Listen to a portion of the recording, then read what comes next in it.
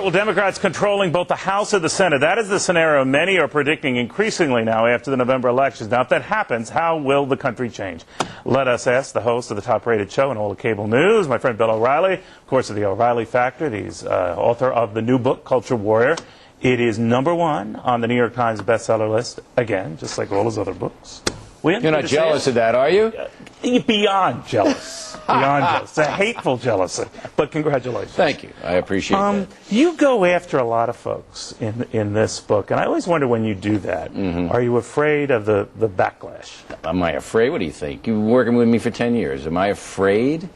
They can't do anything more than I've done to me. So I never, ever think about the unintended consequences. I just tell the truth. You had George Soros on here last week, and then we had you on my show to talk about it.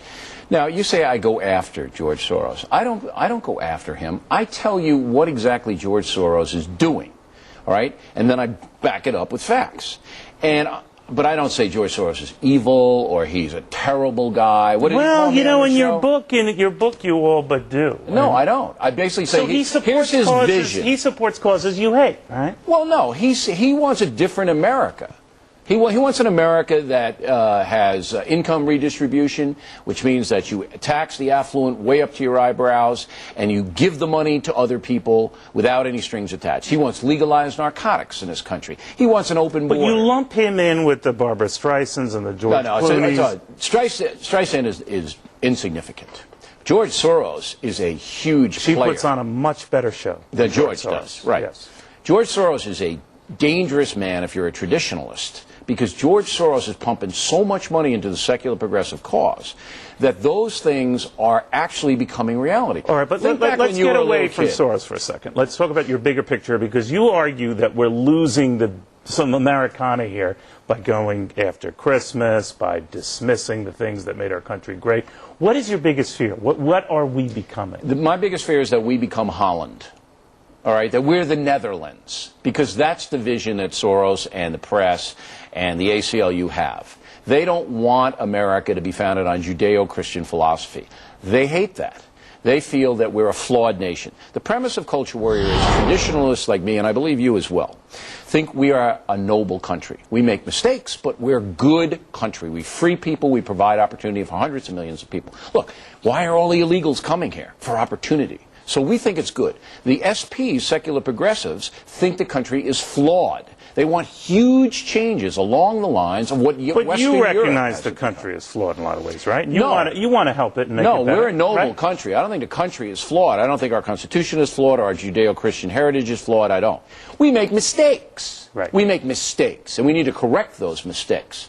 But the SPs say we're fundamentally flawed. We have to change our economic system, our social system. So they hate themselves and they hate us. Right. Yeah, no more Pledge of Allegiance to God, no more Christmas. This is pulling us down because it's too judgmental. We're making judgments about behavior. SPs don't want judgments. Let me ask you this, and I've known you now better than 10 years. In fact, you would come on my show at CNBC before you're this superstar. And you've always been an angry guy. Angry guy. We back to the angry guy. Can't you be passionate without being angry? Don't start dissing me. Don't get nasty on. But you're angry, right? No, I'm passionate. How do you distinguish? If I were angry, I'd slap you. Well, you have. Okay, no, but how do you distinguish? Something is always ticking you off, right? No, something is always in my eye line that I'm confronting. You haven't even seen me angry. You don't want. I beat up a cell phone the other day. I beat up my staff loves me. Yeah, we haven't had one change on the staff. You have people in and out of there all the time. They're sweating. They're sweating. Yeah. Let me ask you this: 10 years into this, would you have predicted, the #1 books, the #1 show, the money, and all that? Would you have actually seen all that? No, because I'm not in it for that. I never was in it for that. I was always in it to do good work. When I was a reporter, I wanted to be the best reporter, and I think I was, because I'm a conceited guy. But I reported at ABC and CBS, and then I did that, and then I did Inside Edition, and we made a success out of that syndicated program, made King World gazillions of dollars. Enough of that. Go back to school, learn a little bit more, design the Factor, brought it here, they took it, and now we're a success here. But I was never in it for money or power. I was in it for the work, doing good work. Here's where I see some dichotomies with you.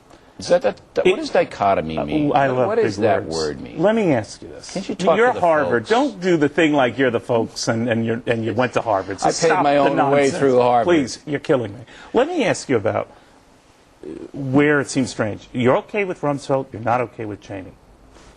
I'm not okay with, look, I'm not okay with losing, all right?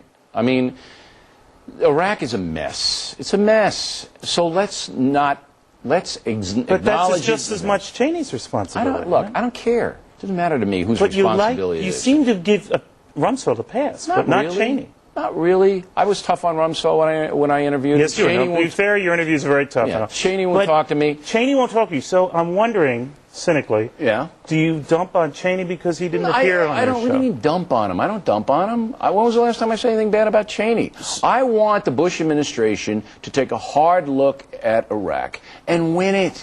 You're going to have guys coming in here in 2 minutes who've given up a lot for this country in Absolutely. Iraq. We owe it to those people to win the damn thing. Do you think the president has botched it? I think it's a mess. Am I wrong? Do you think he should have never gone in there? Hard to say because of the faulty intel. If you have an intel that's saying you got a madman, Saddam was, and he's going to hand off ricin to guys who are going to come to New York, you got to take that seriously. So I'm not a Monday morning quarterback, and I think Americans who oppose Iraq don't oppose it on a moral basis. They want to win it. Let's win it. It's better for everybody if we win Who do you think it. the most successful Democratic nominee would be, Bill? Someone who was for the war and then changed their minds, Kerry Edwards, or someone who's for the war but still criticizes it, Hillary? I don't know. I mean, I'm looking for leadership, and I'm not seeing it right now in either party. I hope somebody steps up. I'm looking for an effective leader to deal with the tremendous problems of North Korea. We're not fighting insurgency in Iraq. We're fighting Iran. Let's be honest. We're fighting Iran. If Iran were out of the equation, Iraq would be a free country, and we wouldn't have bombs going off every day. All right. So let's be honest. Real quick, I've always joked with you about this, but I say it semi-seriously. Do you ever want to run for office? No, I can't. I can't do the asking for money routine and the compromises. You could do I don't that. think You could do you're that. the last Not person me. to have to ask for money, but in other words, you're ruling that out. I'm not ruling anything out, but it'd have to be an enormous draft, and you would have to come to my house and beg me. And you don't want me there, do you? Still, after all these But I years. have to say, Cavuto actually read this book. I did. And most interviewers... I'll tell you, and there's seriously, pictures. Did you see that? Did you like the pictures? It's a very good book. You did a great job. You did Right. a great... Bill O'Reilly, Culture War, it's #1. I'm very jealous of that. I hate him for that. But, we work together, and He has to we have fake say it. All right, so there it is. You can see Culture Warrior again.